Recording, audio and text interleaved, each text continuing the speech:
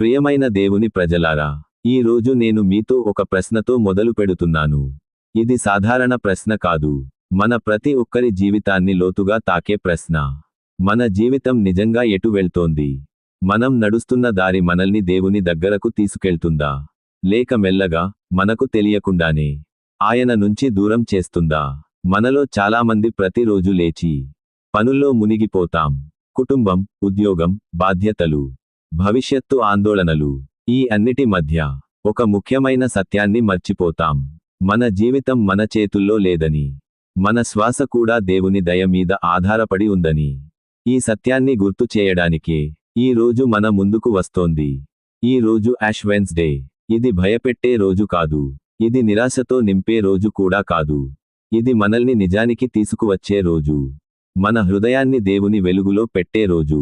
Bible ఇలా చెబుతుంది: మనుష్యుని దినములు గడ్డిలాంటివి, పూలవలె వికసించి తరువాత క్షణంలో క్షీణించును.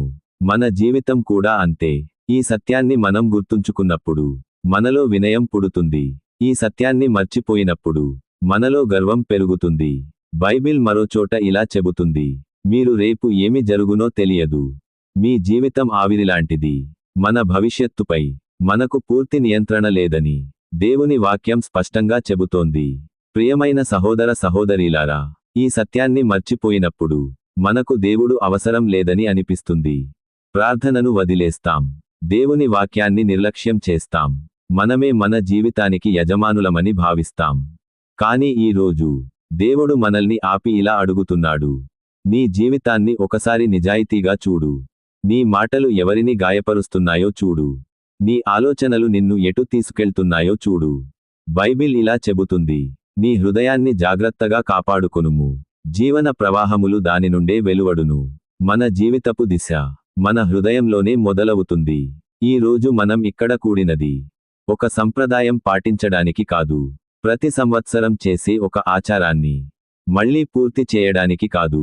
ఈ రోజు మన హృదయాన్ని దేవుని ముందు తెరవడానికి. బైబిల్ ఇలా చెబుతుంది: ఇదిగో, ఇది అనుకూల సమయం. ఇదిగో, ఇదే రక్షణ దినము.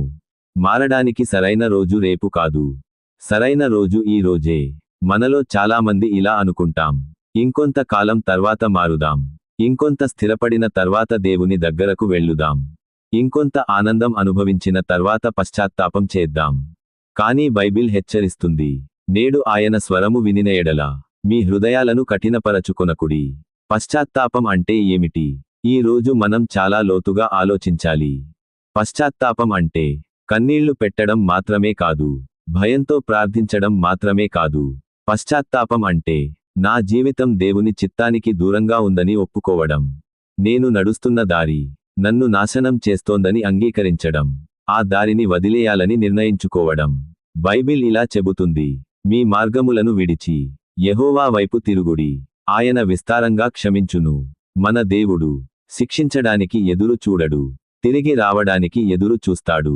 బైబిల్ మరోచోట ఇలా చెబుతుంది: యెహోవా కరుణగలవాడు, కోపమందు మందగుడు, కృపలో మహాత్ముడు. మన పాపం ఎంత పెద్దదైనా దేవుని కృప దానికన్నా ఇంకా పెద్దది. ప్రియమైనవారు, మన దేవుడు పరిపూర్ణుల్ని వెతకడం లేదు, మారాలని కోరుకునే వారిని వెతుకుతున్నాడు. బైబిల్ ఇలా చెబుతుంది: న్యాయులను పిలవడానికి నేను రాలేదు, పాపులను పశ్చాత్తాపానికి పిలవడానికి వచ్చాను. ఈ మాటలు మనందరికీ ఆశను ఇస్తాయి. లెంట్ కాలం దేవుడు మనకు ఇచ్చిన గొప్ప అవకాశం. ఇది శిక్ష కాదు, ఇది దేవుని ప్రేమ. లెంట్ అంటే కేవలం ఆహార నియంత్రణ కాదు, మన ఆలోచనల నియంత్రణ, మన మాటల నియంత్రణ, మన కోపాన్ని, మన గర్వాన్ని దేవుని చేతుల్లో పెట్టడం. బైబిల్ ఇలా చెబుతుంది: నేను కోరేది ఉపవాసమా, అన్యాయ బంధనాలను విప్పుట కాదా? దేవుడు కోరేది బయట కనిపించే భక్తి కాదు, లోపల జరిగే నిజమైన మార్పు. మన నోరు ఉపవాసం ఉండవచ్చు, కానీ మన హృదయం ద్వేషంతో నిండితే దేవుడు సంతోషించడు. మన చేతులు ప్రార్థనలో ఉండవచ్చు, కానీ మన జీవితం అన్యాయంతో నిండితే దేవుడు సంతోషించడు. బైబిల్ ఇలా చెబుతుంది: మీరు నన్ను సమీపించిన ఎడల నేను మిమ్మును సమీపించుదును. ఈ రోజు దేవుడు మనల్ని దగ్గరకు పిలుస్తున్నాడు. నీ భారం నా మీద పెట్టు అని చెబుతున్నాడు. నీ పాపాన్ని నా ముందు ఒప్పుకో అని చెబుతున్నాడు. నీ జీవితాన్ని నా చేతుల్లో పెట్టు అని చెబుతున్నాడు. బైబిల్ ఇలా చెబుతుంది: నా దగ్గరకు రండి. నేను మిమ్మల్ని విశ్రాంతికి చేర్చుతాను. ఈ విశ్రాంతి శరీరానికి మాత్రమే కాదు, మన ఆత్మకు కూడా. ఈ రోజు మన ప్రయాణం బూడిదతో మొదలవుతుంది, కానీ అక్కడితో ముగియదు. ఇది మార్పు వైపు నడుస్తుంది, కొత్త జీవితం వైపు నడుస్తుంది, ఆశ వైపు తీసుకెళ్తుంది. బైబిల్ ఇలా చెబుతుంది, పాతవి గతించిపోయినవి, ఇదిగో సమస్తమును కొత్తగా చేసితిని. ప్రియమైన దేవుని ప్రజలారా, ఈ రోజు మనం చర్చి నుంచి వెళ్ళేటప్పుడు నుదుటిపై బూడిద మాత్రమే కాదు, హృదయంలో ఒక గట్టి నిర్ణయం తీసుకుని వెళ్ళాలి. ఇప్పటివరకు ఎలా జీవించామో కాదు, ఇప్పటి నుంచి ఎలా జీవించాలో నిర్ణయించుకోవాలి. బైబిల్ ఇలా చెబుతుంది, నేను నీ ముందుంచితిని జీవమును మరియు మరణమును, కాబట్టి జీవమును ఎంచుకొనుము. ప్రభువా, ఈ రోజు మేము నీ ముందు నిలబడి ఉన్నాం. మా పాపాలను మాత్రమే కాదు, మా మనసును కూడా మార్చు. మా జీవితం నీ చిత్తానుసారం నడవనివ్వు. ఈ యాష్ వెన్స్డే మా జీవితానికి ఒక నిజమైన మలుపుగా మారనివ్వు. ఆమెన్.